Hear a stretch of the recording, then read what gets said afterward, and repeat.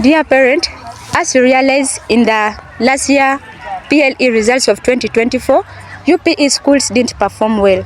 So you as a parent, what do you think is the reason why UPE schools are not performing well? Yeah, I think the reason as why UPE students of government are not performing well, the government has got a problem in delays of payments.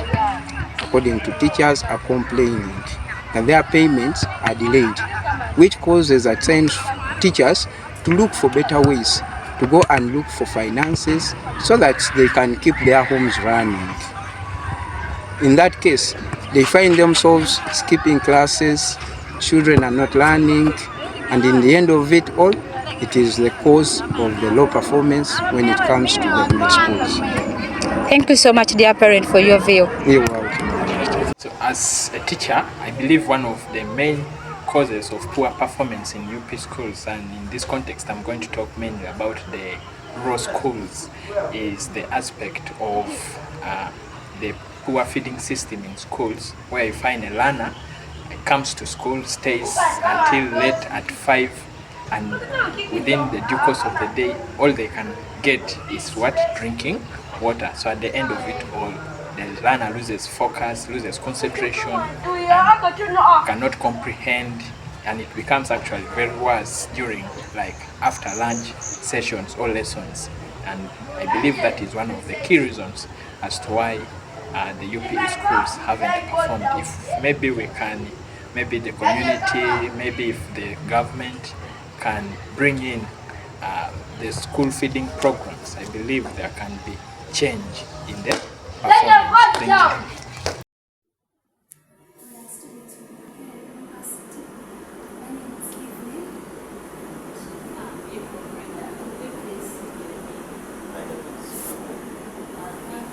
Thank you so much, Marvin.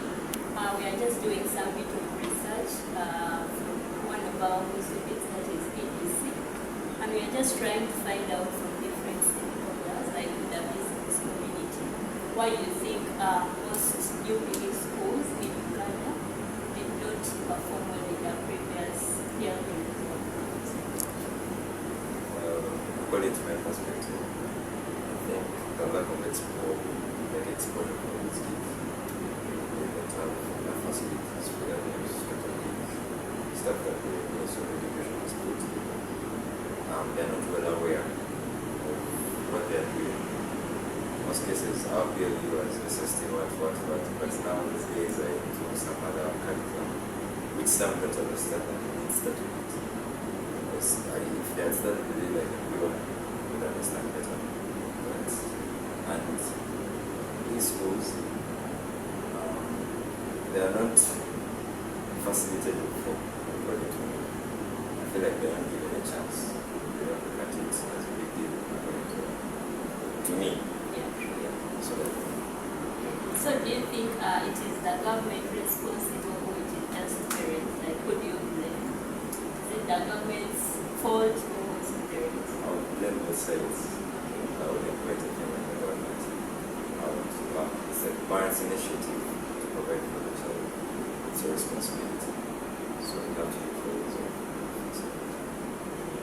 Thank you so much. You're welcome. What percentage of students fail PLE in the last setting?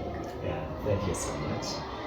The percentage is actually those ones who passed were 91.3%, and therefore those ones who failed in the entire country were, that is 8.7% of those ones who registered as kids. What were the common subjects that students failed? What was that common subject that is disturbing students actually? Actually, the common subject this time around, actually, and the other years, has always been language. English. English. It has always been English. Okay. And reasons to that, English being a foreign language, and especially the PLE this year round, was language-based. Language-based. Actually, our viewers out there, 2024 was the first year that UNEP set examination according to the new curriculum, the new setting of the curriculum. The new curriculum provides that every subject, be it mathematics, science, or any other subject, is language-based. That is, they have that section called language competence. So they are checking and examining the competence in language. So English being language subject itself, the competency was tougher than the other subjects. So that is the reason as to why children failed language basically.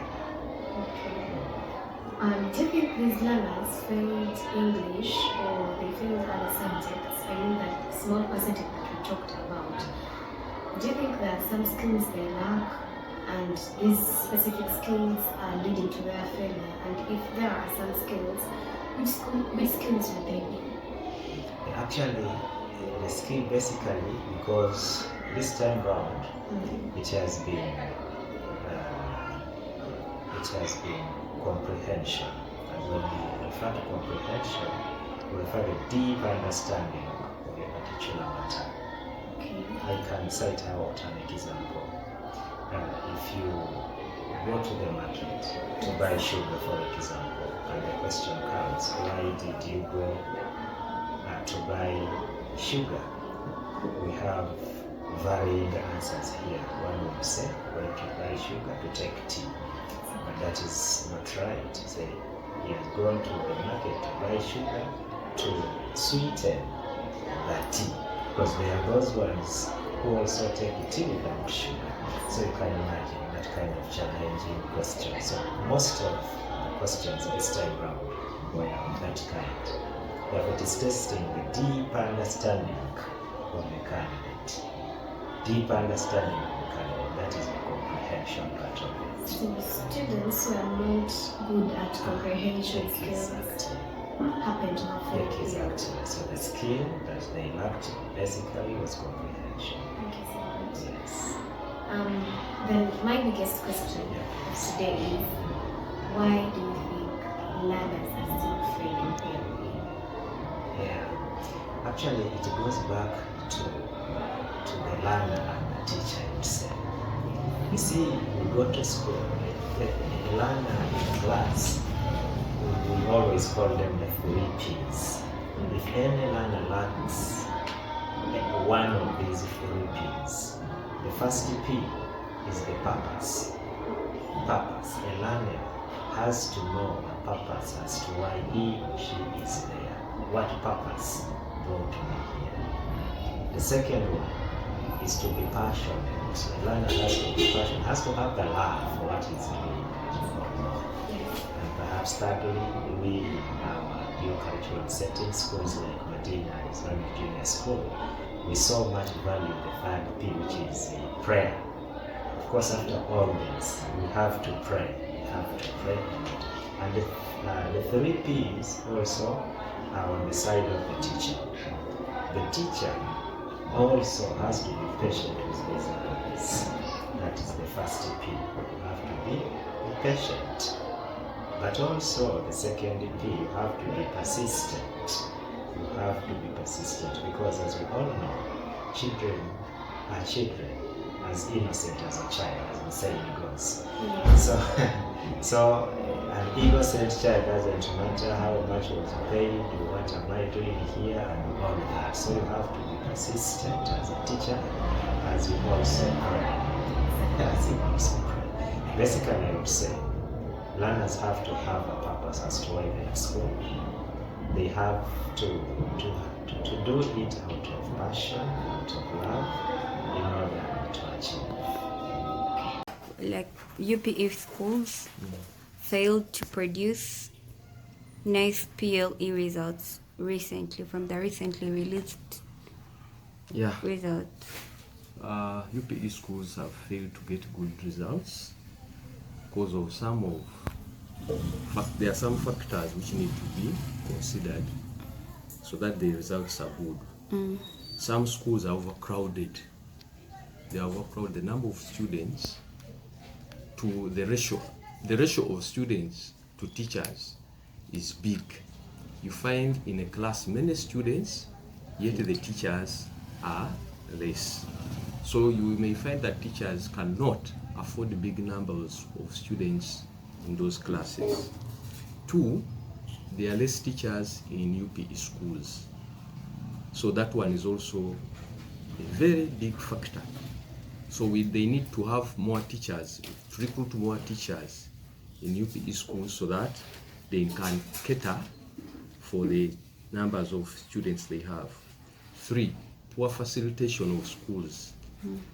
When you look at the budget of the schools per term, the budget is big, yet the government gives less money to these schools. So you find that the money they get cannot be used well to cater for the management of the schools. So government needs to give more money to these schools so that they can perform well. Then there is also another factor of poor management of schools. Some schools are not managed well. You go to schools that are found in villages, rural areas, the management is bad. Even when you look at the classes where the students sit, even the sitters, indeed, they should give more aid to those schools. I think those are some of the factors I can give.